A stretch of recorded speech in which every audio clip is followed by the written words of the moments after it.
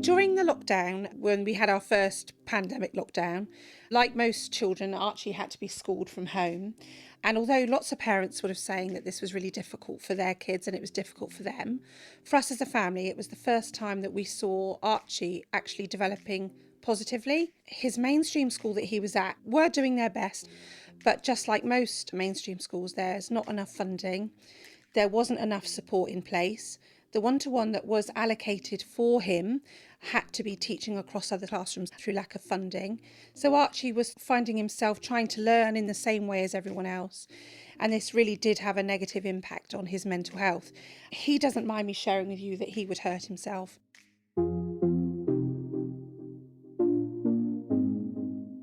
He stopped eating. So Archie has something called disordered eating, where it isn't a weight issue, it's not a control issue, it's when I'm feeling highly anxious, I cannot eat. He will vomit if he eats. And so he got to a very dangerous low level of weight. When we hit the lockdown, and I was teaching him from home, and we were still following the curriculum, but in the way that he likes to learn, for example, YouTube or BBC Bite Size, more visual learning, he not only started learning more, but his self-confidence grew, his weight started to gain. And as a family, we noticed a real positive change in him. And it made it obvious to me that the way things were in mainstream schools for children like Archie, regardless of how hard they're trying, are not good enough. There isn't enough funding. The government are not providing what these children need. Mainstream schools are struggling. So even if you have a diagnosis, you still have to fight for what's called an EHC plan, targeted plan for your child. And it states that your child will need, let's say, a one-to-one funding, a one-to-one teacher. For someone like Archie, he may look now like he's not listening, but I can guarantee he's hearing everything we say. A teacher or a TA needs that knowledge that he's not being rude. This is his autism. Sadly, there's none of that training. Actually, you don't have to have any qualifications in autism awareness, ADHD awareness to become a TA, which is something that we're petitioning for, because most of the children who need a one-to-one TA are those children who have, either diagnosed or not, some kind of neurological difference.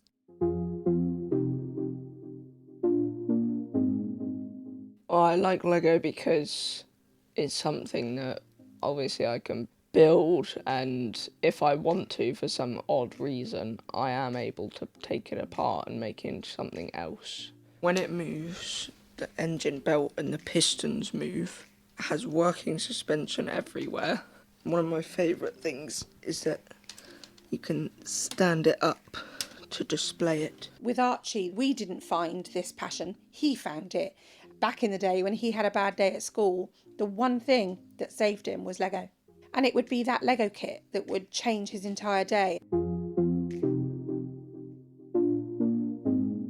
As an autism family, it's different because what nearly 15-year-old still needs to be helped, to be washed and showered. When you live with autism, you don't have a choice but to live your life around what is needed for the person you love.